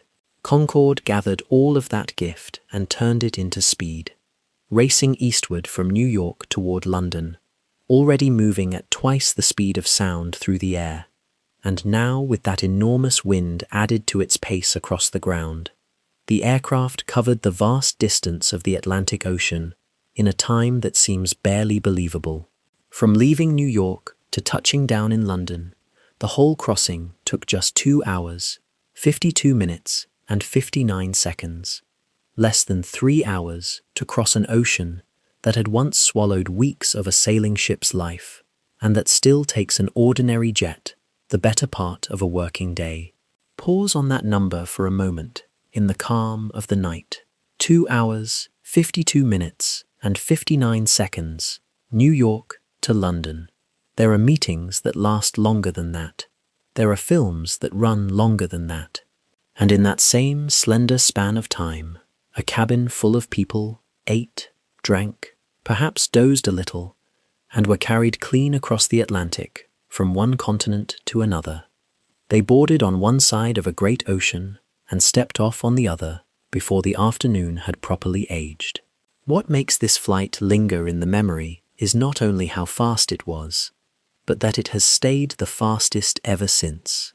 In all the years that have passed, through all the advances in aviation, no passenger aircraft has crossed the Atlantic more quickly than Concorde did on that winter afternoon. The record set that day still stands, unbroken, a quiet marker left behind by an aircraft that has not flown a paying passenger in over 20 years. Nothing that carries ordinary travelers has yet come close to matching it. In a world that grows faster and cleverer with every passing year, this one record has simply refused to fall, held forever by a machine from an earlier age. There is a soft kind of wonder in that, worth resting your mind upon. We are used to the idea that things always improve, that whatever is fastest today will surely be outdone tomorrow. And yet here is a peak that was reached decades ago and never surpassed. A high watermark left standing on the shore of aviation history. Concorde flew so beautifully, so far ahead of its time, that the world has spent the years since simply trying and failing to catch up with something it already had and then let go. It is worth remembering, too, that this record was not set by a stripped-down racing machine with a lone daredevil at the controls. It was a regular passenger flight, full of ordinary people with tickets and luggage and appointments to keep, being served a meal and offered a drink, entirely comfortable, entirely calm. The fastest transatlantic crossing in history was, for the people living through it, simply a very good afternoon's travel, smooth and quiet and pleasant, with a slightly earlier arrival than usual. The extraordinary and the everyday folded together in one graceful flight. So let the picture settle over you as you rest. A winter afternoon, high above a grey and endless ocean, a great wind flowing eastward across the water, and a slender white aircraft riding that wind, faster than it had ever flown, its cabin warm and quiet, its passengers at ease, the coastlines of 2 continents drawing together beneath it in less than 3 short hours. A record being set without fuss or strain, quietly, gently, by a machine simply doing the beautiful thing it was made to do. Nothing has flown ordinary passengers faster across that ocean before or since. It stands alone, that afternoon, held safe in the past like a small treasure. In the next chapter, we will follow Concorde on an even grander journey. One that did not merely cross an ocean, but circled the entire planet, carrying its passengers all the way around the world in little more than a single day. Crossing an ocean in under 3 hours was remarkable enough, but on at least one occasion, Concorde set itself a far grander task. It flew all the way around the world, circling the entire planet, and returning to where it began in barely more than a single day. It happened in 1986. A British Airways Concorde set out to trace a path right around the globe, following a route that carried it across oceans and continents, stopping only as needed to refuel and rest, before completing the Great Circle and coming home. When the whole journey was measured and added up, the aircraft had covered a distance of 28,238 miles. That is more than the entire circumference of the Earth, and the time it took to fly all of those miles was 29 hours and 59 minutes, just 1 minute short of 30 hours. The whole world wrapped up in a day and a bit. Let that settle in your mind for a moment, because the scale of it is difficult to hold. There are people who spend more than 30 hours traveling to reach a single distant country, sitting through delays and layovers, and the long, slow grind of ordinary flight. Concorde, in that same span of time, went around the entire planet. Every ocean, every continent, all the vast distances that have taken explorers and sailors and settlers whole lifetimes to cross, folded down into a journey shorter than some people's commute across a single week. You could have set out, circled the globe, and been home again before a slower traveler had finished crossing a single one of the oceans Concorde had flown over. Think of what that really means. Our planet is enormous. For almost all of human history, its sheer size was the great fact that shaped every journey. To go around the world was the work of years, then of months, then, in more modern times, of days. Sailors gave their lives to it. The first people to circle the globe by ship took the better part of 3 years and lost most of their number to the sea along the way. And here, within living memory, was a machine that could do the same thing, encircle the whole Earth in a day and a bit, with passengers sitting comfortably inside, sipping wine and watching the world turn beneath them. The planet had not grown any smaller. Concorde had simply grown fast enough to make it feel that way. For the passengers aboard such a journey, there must have been a strange and wonderful sense of the world becoming knowable, graspable, small enough to hold. Down on the ground, we experience the Earth as vast beyond comprehension, a place so large that most of us will only ever see a tiny fraction of it in a whole lifetime. But to circle it in 30 hours is to feel, however briefly, that the whole thing is within reach after all, that every distant place is only hours away, that the great globe, for all its oceans and mountains and endless horizons, can be traced around in a little more than a day by a single elegant aircraft and the people it carries. There is a quiet comfort in that thought, a softening of the world's overwhelming size. So much of what troubles us comes from a sense that things are too big, too far, too much. The world can feel impossibly large and impossibly distant. And then you remember that a slender white aircraft once wrapped the entire planet around itself in the span of a single day. that all those far-flung places are, in truth, closer than they seem, all part of one round and continuous world that can be circled and returned to. The Earth, seen from Concorde's altitude, was not an endless expanse, but a single blue globe, whole and bounded and beautiful, turning gently in the dark. And through all of it, the aircraft simply did what it always did. It flew smoothly and quietly, its engines humming their steady note, its cabin warm and calm, its passengers at their ease. There was no great strain to circling the world, no drama, only the same graceful, effortless motion repeated hour after hour as ocean gave way to land, and land gave way to ocean, and the whole planet rolled by beneath the wings. 29 hours and 59 minutes of steady, beautiful flight, and then home again. The great circle closed. So picture it now, as you let yourself grow heavier and warmer and closer to sleep. A single aircraft, tracing a bright ring all the way around the turning Earth. Continents passing below, then seas, then continents again, the sun rising and setting, and rising once more through the small bright windows. The whole vast world gathered up into one gentle, unbroken journey, and every distant place made near. There is nowhere so far away that it cannot be reached. There is no distance so great that it cannot be crossed. The world is round and whole, and smaller and kinder than it sometimes seems. In the next chapter, we will turn from the journeys to the travelers, and meet the remarkable company of people who once filled these seats, the kings and film stars and quiet regulars for whom flying faster than sound became simply a way to get to work on time. A machine as extraordinary as Concorde naturally drew an extraordinary crowd.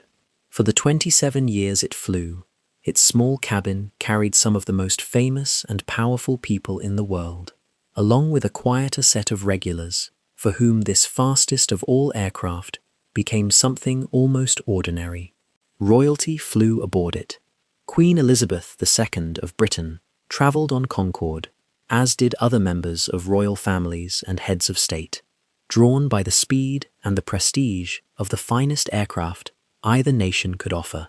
Film stars and musicians and famous names of every kind passed through its narrow aisle, choosing it not only for the speed, but for the sheer glamour of the thing. The knowledge that to fly Concorde was to travel in a way that almost no one else on Earth could.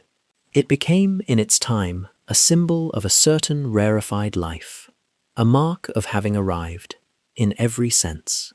There is one story about a musician that captures better than any other what this aircraft could do for the people who flew it.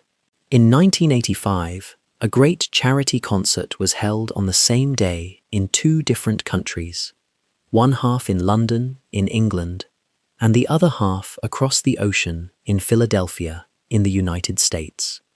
The drummer and singer Phil Collins wanted to perform at both. On any ordinary aircraft, this would have been simply impossible, a fantasy, 2 performances an ocean apart in a single day. But Concorde made it real. He played his part in London, boarded Concorde, crossed the Atlantic faster than sound, and performed again in America the very same day, on the other side of the world from where he had begun. 1 man, 2 continents, 1 afternoon, made possible by a single remarkable aircraft. It is the kind of thing that could only happen in the years when Concorde flew. But it was not only the famous who filled those seats. Much of Concorde's daily life was quieter than that. A great many of its passengers were business travelers, executives and financiers, and dealmakers for whom time was the most precious thing they owned. For these people, the enormous cost of a Concorde ticket was simply worth it, because the aircraft gave them back their most valuable resource. A person could fly from London to New York in the morning, hold a full day of meetings, and fly home again, all in a single day, arriving back where they started in time for dinner. For someone whose hours were worth a fortune, An aircraft that handed them back a whole day was not an extravagance, but a bargain. And so, remarkably, some people came to treat flying faster than a bullet as a routine part of the working week, boarding Concorde as casually as others might catch a train. That casualness sat strangely alongside the sheer expense of the thing, and the expense was considerable. A ticket to fly Concorde cost many thousands, far beyond the reach of ordinary travel, priced for a world of the wealthy and the time poor. And the aircraft itself was thirsty beyond belief. Crossing the Atlantic, Concorde burned so much fuel that it worked out to roughly a ton of it for every single seat on board. Each passenger, in a sense, was carried across the ocean on the back of a ton of burning fuel. It was a magnificent, extravagant, gloriously impractical way to travel, and everyone involved knew it and flew it anyway, because there was simply nothing else like it in the sky. Across all those years, the numbers quietly added up to something grand. The British fleet alone made tens of thousands of flights and carried millions of passengers supersonically across the ocean. More than 2.5 million people who could say, for the rest of their lives, that they had flown faster than sound. Kings and film stars and financiers, yes, but also anniversary couples who had saved for a once-in-a-lifetime crossing, and quiet enthusiasts who simply had to feel it once before it was gone. Every one of them stepped off the aircraft changed a little, carrying a memory that never quite faded. There is something gently human in all of this, worth resting on as the night deepens. For all its records and its physics and its two nations of engineering, in the end, Concorde was about people. About a musician chasing an impossible dream across an ocean and catching it. About tired executives handed back a precious day of their lives. About ordinary travelers saving and dreaming and finally stepping aboard to see the curve of the earth with their own eyes. The aircraft was a marvel of metal and fire, but its purpose, always, was to carry human beings gently and swiftly toward the places and the people they wanted to reach. So picture them now, that fortunate company, settled into the small, warm cabin, the famous and the unknown, side by side, all of them for these few hours equally carried, equally cared for, equally amazed. Outside, the darkening sky and the turning world. Inside, 100 quiet lives being ferried across the ocean by the most beautiful aircraft ever built. In the next chapter, we will listen for the one sound that all of these passengers never heard, the great thunderclap that Concorde made as it flew, a boom so powerful it shaped the entire map of where the aircraft was allowed to go. There was one sound Concorde made that its passengers never heard, and yet it was perhaps the most important sound in the whole story, because it decided where in the world the aircraft was allowed to fly.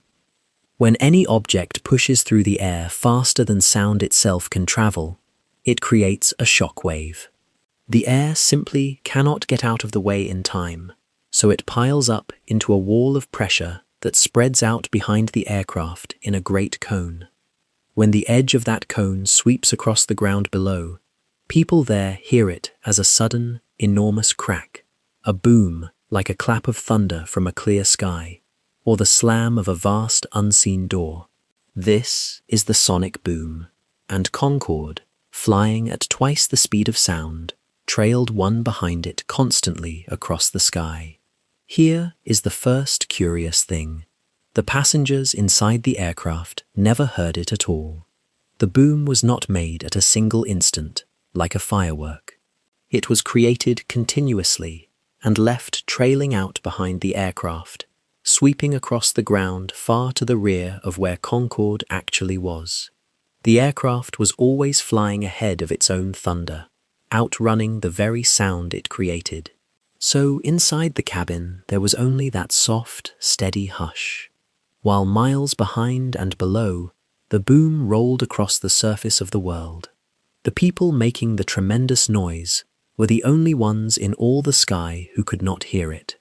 For those on the ground, though, it was a very different matter.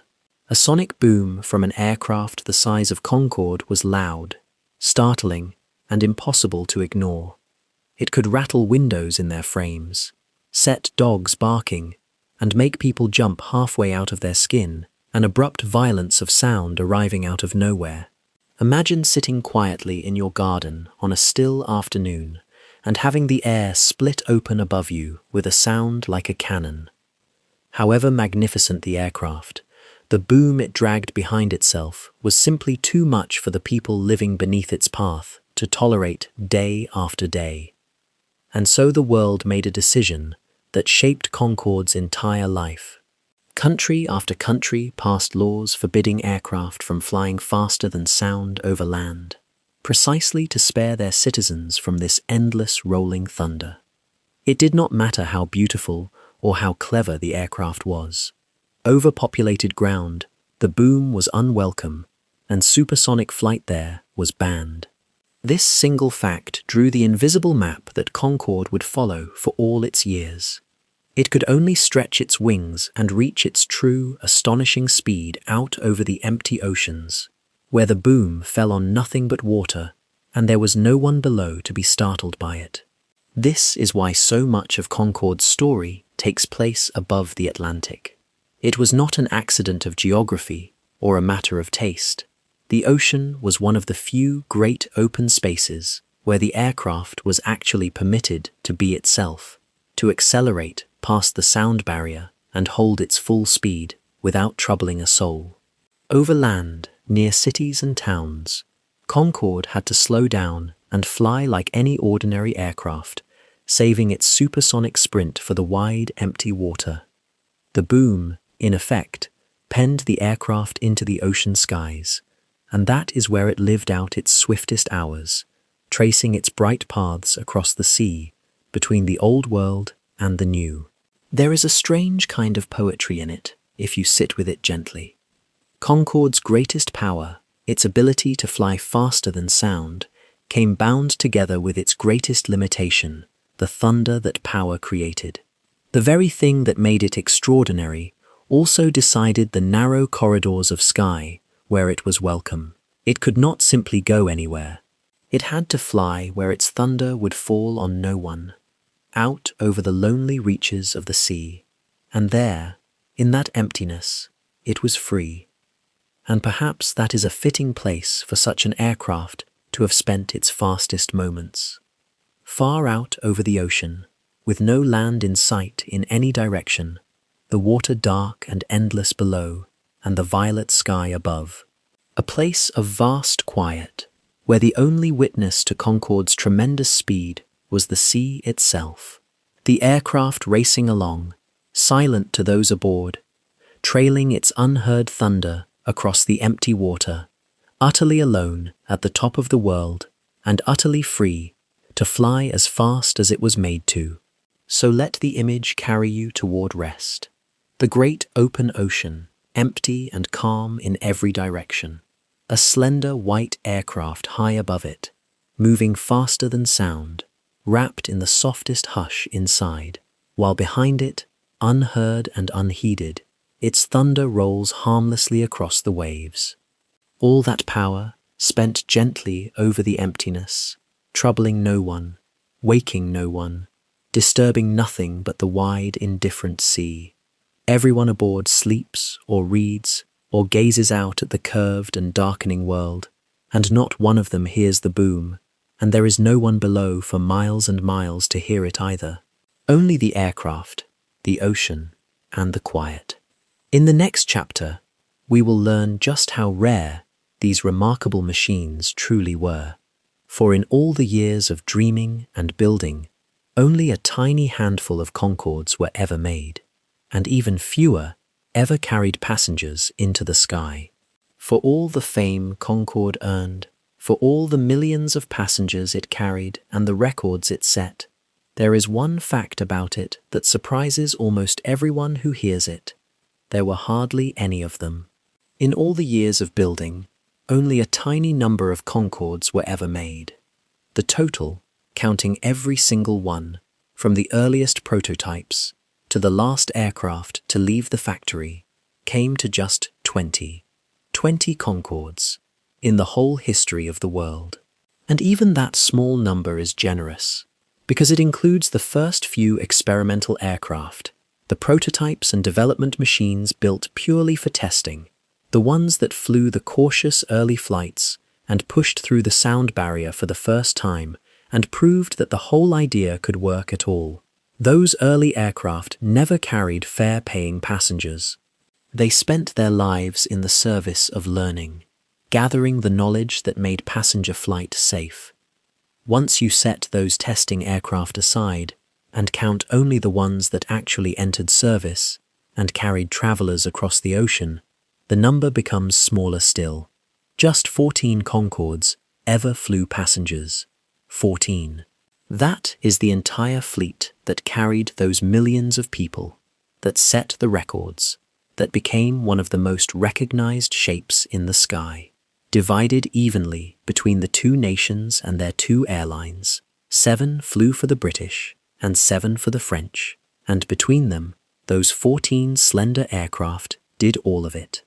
Every champagne crossing, every business traveler's saved day, every anniversary couple's journey of a lifetime, every glimpse of the curved earth through a small bright window, all of it was the work of just 14 machines.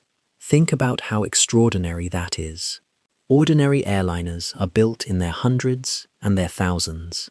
The skies are full of them, near identical, churned out year after year, so numerous that no one could ever hope to know them apart. Concorde was the opposite in every way. So few were made that each one was almost an individual, known and named and tracked throughout its working life. The people who flew and maintained them knew each aircraft by its own registration, its own particular character, the small quirks that made one slightly different from another. These were not anonymous machines rolling off an endless line. They were a small, precious, hand-tended family of aircraft, cared for one by one. And because there were so few, each one mattered enormously. When you have thousands of a thing, the loss of one is easily absorbed.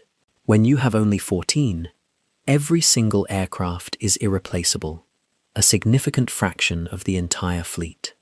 They were looked after with a devotion that reflected their rarity, kept flying for decades by teams of engineers who knew them intimately, coaxed and maintained and cherished far beyond the ordinary life of an aircraft.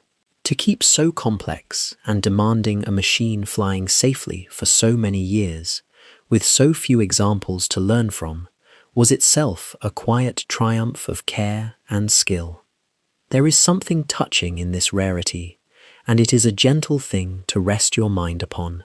We often imagine that the things which shape the world must exist in great numbers, that fame and influence require a vast and endless supply.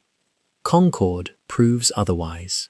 14 aircraft, a number you could almost count on your fingers and toes, became one of the most beloved and celebrated flying machines in all of history. They captured the imagination of the entire world, appeared in countless photographs and dreams and childhood wishes, and left a mark far larger than their tiny number could ever suggest. It was never about how many there were. It was about how remarkable each one was. There is a lesson in that worth carrying softly into sleep. The things that matter most are rarely the most numerous. A handful of something truly special will always outshine a multitude of the ordinary. These 14 aircraft, so few, so carefully made, so deeply loved, remind us that rarity and care can achieve what mere quantity never could. To be one of only 14 is to be precious almost beyond measure, and each of these aircraft was exactly that. So picture them now, that small and gleaming family, spread across 2 nations, resting between their flights. 14 slender white shapes, each one known and named and tended, each one carrying its share of the world's wonder on its wings. So few of them, and yet enough to change how humanity thought about distance and speed and the size of the world. Enough to give millions of people a memory they would treasure forever. Enough to become legend. There would never be more than a handful of them, and there would never be any quite like them again. That was part of their magic. They were not common, they were not endless. They were rare and beautiful and few, and everyone who ever saw one knew they were looking at something the world would not see the like of twice. In the next chapter, we come at last to the gentle close of the story, to the quiet evening of these remarkable aircraft, and to the graceful, dignified way that the age of Concorde finally came to its end. Every remarkable story has its evening, the quiet hour when even the brightest thing comes gently to rest. For Concorde, that evening arrived in the year 2003, after 27 years of carrying passengers faster than sound across the oceans of the world. The reasons the aircraft was retired were several, and none of them was any single failing of the machine itself. Concorde was, in truth, as magnificent at the end as it had ever been. But a great many pressures had gathered over the years, quietly and steadily, until together they made the case for letting the aircraft rest. Part of it was simply cost. Concorde had always been enormously expensive to fly and to maintain, drinking fuel by the ton and demanding the constant, devoted attention of skilled engineers to keep so complex a machine safe.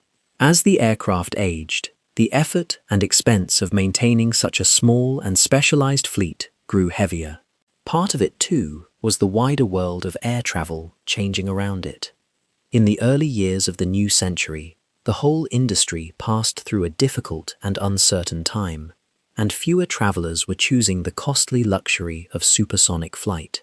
And there had been, some years before, a tragic accident involving one of the aircraft, a sorrowful event that weighed on everyone connected with Concorde and shadowed its final years. Taken all together, the mounting costs, the changing times, and the loss of some of the old confidence made it clear that the age of Concorde was drawing toward its natural close. And so the decision was made, with real sadness, to bring the aircraft home for the last time. The two airlines that had flown Concorde for all those years announced that the fleet would be retired, and that after decades of service, these beautiful machines would fly their final journeys and then fall silent for good. The last flights, when they came, were not mournful affairs so much as grand and grateful farewells. Word had spread, and people came out in their thousands to say goodbye. They lined the fences of the airports, climbed onto rooftops, gathered along the routes, all of them wanting to see the aircraft one final time before it passed into history. On the very last day of British passenger flights, several Concordes came home to London one after another, sweeping down out of the sky in graceful succession, while enormous crowds watched and waved and, in many cases, wept openly. Grown men and women who had grown up with this aircraft in their skies stood and cried as it came in to land for the last time, its long nose bowing gently downward as it had at the end of every flight for 27 years. There was something deeply fitting in the dignity of that ending. Concorde did not fade away quietly, unnoticed and forgotten. It was seen off with love, with ceremony, with the heartfelt gratitude of the countless people whose imaginations it had captured. The aircraft that had spent its life outrunning the sun and folding the world into a single day was given a farewell worthy of everything it had been. It bowed its head one final time, touched down softly, rolled to a stop, and let its engines fall silent, its long career complete. And when the noise had died away and the crowds had gone home, the aircraft themselves remained, whole and beautiful and simply at rest. They had not crashed or crumbled or been destroyed. They had flown their last flight safely, gracefully, exactly as they had always flown, and then they had come to a gentle stop, ready to be looked after and remembered rather than flown. Their working days were over, but they were still there, still gleaming, still perfect in their strange and lovely shape. There is a soft sadness in the end of anything wonderful, but there is a deeper peace in it too, and that is the note to rest on tonight. All things have their season. Even the fastest, most brilliant, most beloved of machines flies its final flight in the end, and there is no tragedy in that, only the natural closing of a beautiful chapter. Concorde gave the world 27 years of wonder, carried millions of people across the sky, faster than they had ever dreamed of traveling, set records that still stand unbroken, and then, its work honorably done, it came home to rest. That is not a sad ending. It is a complete one, a life fully lived, a story told all the way through to its gentle close. So picture that final evening now, as you let the day release you at last. The great crowds fallen quiet. The last Concorde rolled to its stop on the runway, its nose lowered, its engines cooling, the light of the setting sun catching its white flank. All its journeys behind it now, all its miles flown, all its passengers safely delivered to wherever they had needed to go, and the aircraft itself simply resting, at peace, its long and beautiful day of work finally and fully done. There is nothing left to do now but rest, for the aircraft and for you. In the final chapter, we will visit these remarkable machines where they sleep today, spread across the world in quiet halls where people still come to gaze at them, and we will let ourselves, gently, come to rest alongside them. And so we come to the last and quietest part of the story, to where these beautiful aircraft rest today, now that their flying days are done. They did not vanish when they stopped flying. The Concordes were far too precious for that, too loved and too remarkable to be broken apart and forgotten. Instead, one by one, they were carefully brought to rest in museums and special halls scattered across the world, so that people might still come and stand before them and wonder. Nearly every one of the aircraft that survived its working life found a quiet home where it could be preserved and cared for and admired, sheltered from the weather, tended by people who understood exactly what a treasure had been placed in their keeping. Today you can find them spread across 2 continents and beyond. One rests in New York, the very city it once raced toward across the ocean. Others rest in England, in the places where they were dreamed up and built, and in France, in the country that gave the aircraft half its name and half its genius. There are Concordes in grand aviation museums, in purpose-built halls raised especially to shelter them, and in quiet corners of the world far from where they were made. The record-setting aircraft, the ones that flew the fastest crossings, the ones that carried kings and film stars, all of them now stand still and gleaming, waiting patiently for the next visitor to come and gaze up at their long white wings. To stand before one of them now is a strangely moving thing, by every account of those who have done it. There is the aircraft, exactly as it always was, its nose still able to bow, its slender delta wing still sweeping back in that perfect curve, its small windows still neat along its side. It looks, even at rest, as though it is straining forward, still eager to fly, still leaning towards some distant horizon. People fall quiet when they see one. Children reach out to touch the cool metal.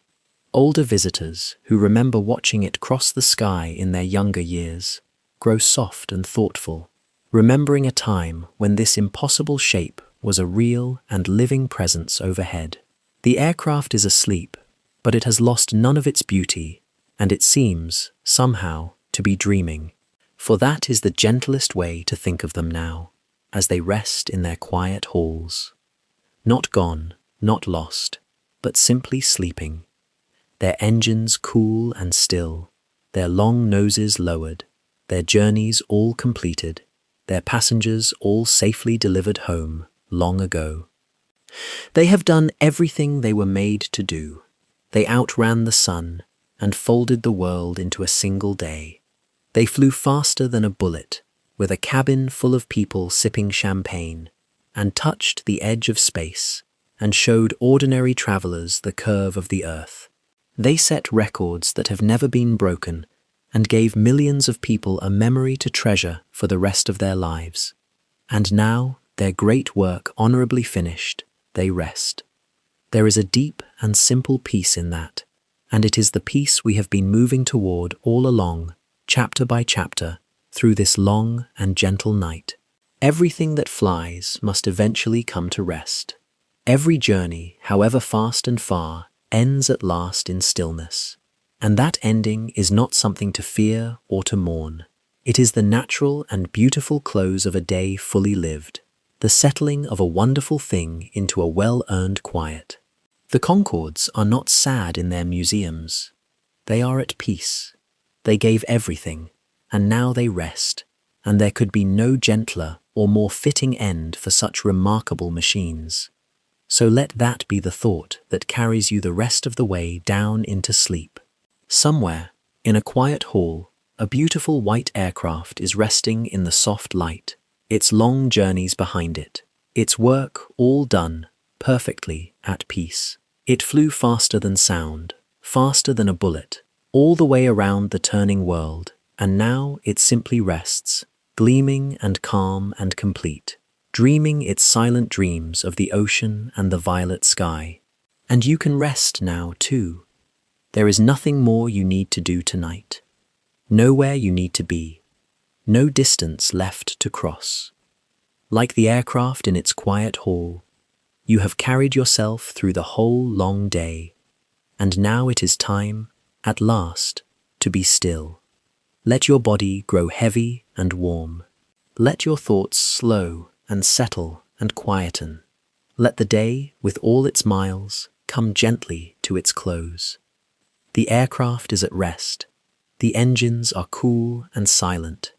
The sky outside is dark and calm, and everything is exactly as it should be. All the journeys are complete. All the travelers are home. And you, wherever you are safe and warm and free, at last, to let go and to sleep. Rest now, rest deeply, and let the quiet carry you the rest of the way, as softly and as surely as a beautiful white aircraft carried its passengers, once, across the top of the sleeping world. My dear sleep science lovers, could you please say in the comments where you're watching from right now? Also, good news. Simple Sleepy Science episodes are now available for free on Spotify. Use the link in the description or on the channel profile to enjoy our stories there.